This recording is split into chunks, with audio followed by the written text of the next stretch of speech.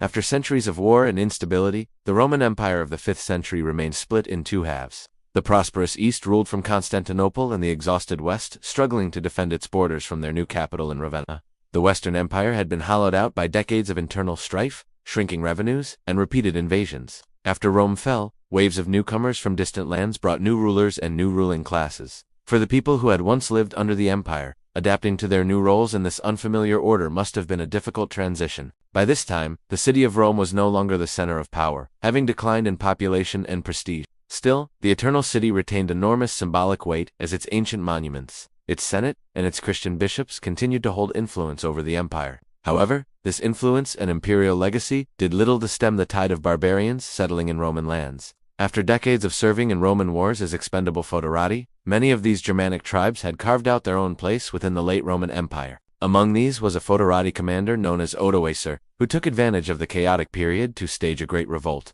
On September 4, 476 AD, Odoacer entered the gates of Ravenna, capturing the city and deposing the young emperor, Romulus Augustulus. From the outside, Odoacer's capture of Ravenna looked like just another barbarian humiliation. It was the same kind of humiliation which saw the city of Rome sacked 3 times over the 5th century. But that's not the full picture. Odoacer's rebellion wasn't made up of just Germanic mercenaries or auxiliaries. Disgruntled Roman troops also flocked to his revolt. Unlike Azric's Vandals or Alaric's Visigoths, Odoacer was leading a coalition of Germanic peoples who had already served under Roman law. Tribes like the Herulians, Syrians, and Rugians were obligated to fight for Rome in exchange for adequate payment or land to settle on. Thanks to ongoing civil strife and collapsing finances within the Western Empire, none of these were given. Addressing these broken promises was a major reason for the march on Ravenna. But Odoacer's rebellion was made complicated when he was proclaimed Rex by his own forces. Though he accepted the title, being proclaimed a king was risky thanks to its taboo in Roman culture. But to be proclaimed emperor would have been outright dangerous. Odoacer was careful not to overstep his bounds. From his new power base in Ravenna, Odoacer's first order of business was appeasing the powerful Eastern Roman Empire. He persuaded the Senate in Rome to dispatch the regalia of the Western Emperor to the Eastern Emperor Zeno in Constantinople. His message was clear. Italy no longer needed a separate emperor. It was a smart move as Emperor Zeno accepted the tribute, elevating Odoacer into the patrician class and formally recognizing him as king of Italy. This legitimacy meant that his status as a rebel was dismissed and he was now able to govern Italy in the emperor's name. Once in power, Odoacer maintained much of Rome's administrative apparatus. He ruled from Ravenna, but kept the Senate functioning in Rome, appointing senators to the consulship and other high offices. The Senate's prestige even improved when Odoacer issued new, heavier copper coins stamped by decree of the Senate for the first time since the mid-3rd century. Taxation also continued unaffected as Roman bureaucrats kept a steady cash flow through the land tax, a periodic levy on trades and professions, small sales taxes, and overland tolls. The army was still provisioned by state purchases at fixed prices, while non-Roman troops themselves were awarded new land to settle in thanks to the large redistributions of estates in Italy. According to the famed historian Procopius, this was done by giving the third part of the land to the barbarians, and in this way gaining their allegiance most firmly. Throughout the rest of Italy, Roman courts kept applying these standard law codes, along with later imperial edicts. Historical records also suggest the kingdom attempted to maintain Roman infrastructure, with one example being the restoration of the Colosseum in Rome. Despite the dramatic fall of the Western Emperor, the state itself continued to run smoothly as though nothing had really happened, so the government itself remained largely unaffected. But with Italy now left under rule of a king, authorized by Emperor Zeno, its people existed in a strange twilight zone. They were subjects of the barbarian Odoacer, but at the same time they were still full citizens of Rome. The first and most important figure to be affected by this was the recently deposed Emperor Romulus Augustulus. After being ousted, the 15-year-old Romulus lost his lordly titles and was reduced down to a citizen once again. It was a lucky break considering his father and uncle had both been killed by Odoacer's forces. Romulus should have been next on the chopping block, but according to the second chronicle of the excerpt of Elysium, King Odoacer decided not to kill the boy emperor, but in pity for his tender years, granted him life. Romulus was sent to live a comfortable exile in Campania. Thanks to a generous pension granted to him by the king, he spent his remaining days as a private citizen surrounded by his remaining relatives.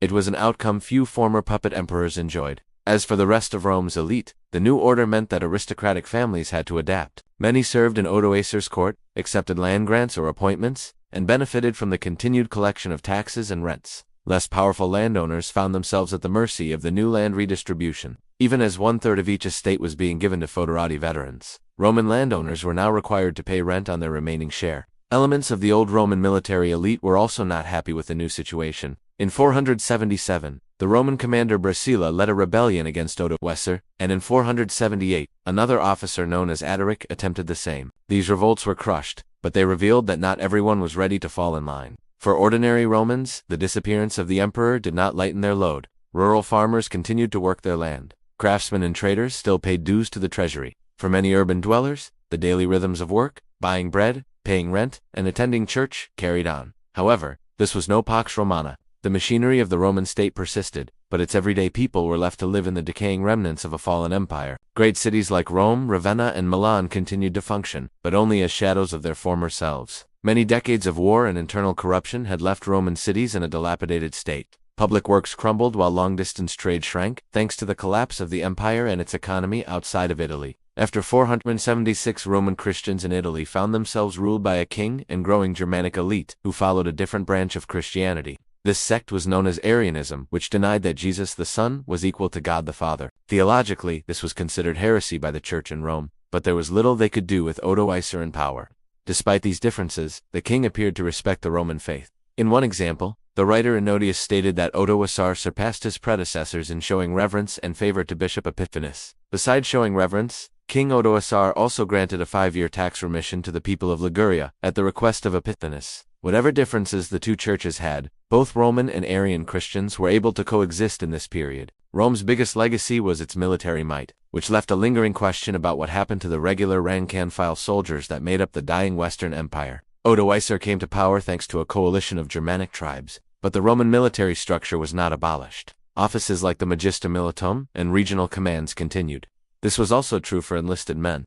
All throughout the late Empire, Roman armies were split between border troops known as the Limitani and field troops known as the Comati. These forces were simply absorbed into Odoacer's host. Garrison duty in cities like Ravenna, Syracuse, and Naples still existed, and soldiers continued to draw rations and pay under Odoacer. These former legionaries and foederati were not left idle. Internal rebellions like those in 477 and 478 required an active field army to crush any sedition. Soldiers were also posted on the kingdom's frontiers like Rhaetia and Noricum to guard Alpine passes. Besides internal security, many soldiers were active on campaign, as Odoacer sought to expand beyond his borders and challenge other self-described successors of the Western Empire. The most influential of these was on the Adriatic coast, where Julius Nepos ruled from his base in Salona, Dalmatia. Of all the claimants to emerge, Nepos was the most legitimate. He had already been emperor before being overthrown by his Magister Militum, Orestes, the same man who placed his son Romulus on the imperial throne. Because of this, Nepos denounced Romulus Augustulus as a usurper. His claim also carried weight since he was officially recognized by Emperor Zeno in the east, technically making him Odoacer's superior.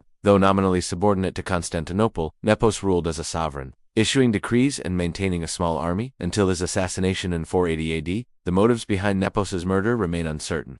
Some point to the former emperor Glycerius as the instigator, while others said Nepos was killed while preparing to invade Italy, a campaign his troops vehemently opposed. Whatever the cause, his death marked the true end of an emperor in the West. That same year, Odoacer used the murder of Julius Nepos as a pretext to invade Dalmatia, ending the imperial rump state for good. Further north, another Roman holdout emerged under the late Magister Militum Aegidius, who was loyal to the betrayed emperor Majorian. When Aegidius died in 465, his son Syagrius came to power, inheriting a rump state in northern Gaul known as Soissons. Syagrius attempted to preserve Roman civil administration and maintained order through what remained of the Gallic army, ruling as a de facto governor in the absence of an emperor. Yet his independence was short-lived in 486. He was defeated by the Franks under Clovis I and executed. Other isolated remnants survived for a time, such as Arbogast and his Frankish allies in the city of Trier, imperial garrisons in Mauritania, and even Roman enclaves in Britain. But ultimately, none possessed the resources or unity to endure. While the West crumbled, the Eastern Roman Empire endured, though it was far from stable. The ruling Emperor Zeno was on a tentative second term, having only recovered his throne from a usurper just weeks before Odoacer had overthrown Emperor Romulus. Given Italy was Rome's historic heartland, it's natural to ask why Zeno didn't immediately march west to recover it. When word of Odoacer's victory reached Constantinople, Emperor Zeno recognized reality. He was still consolidating his grip on power, rebuilding an exhausted treasury, and suppressing revolts across his provinces. With no army to spare, and no desire to wage another ruinous war, Zeno formally accepted Odoacer's rule. Despite formally recognizing Julius Nepos as the true successor, it was a pragmatic decision. Better a stable subordinate that paid lip service to the rules than another unstable emperor. Even so, Zeno was growing wary of Odoacer's power, especially after his invasion of Dalmatia and annexation of Sicily from the Vandals in 400 AT. The East continued to fight its own battles with Isaurian uprisings in Anatolia,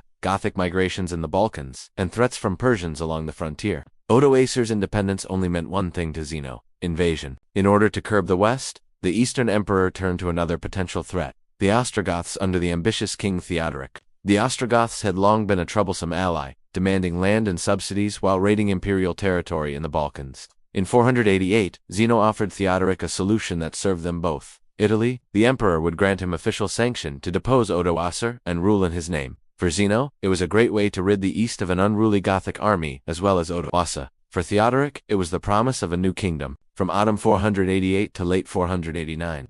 Theodoric mobilized over 10 to 20,000 Ostrogoths from the Balkans, drove through Sirmium, then crossed the Julian Alps, toward Aquileia, forcing a passage into northern Italy. Theodoric brought a host of seasoned Gothic heavy cavalry and Rugian allies, while absorbing Roman-trained infantry and engineers for sieges.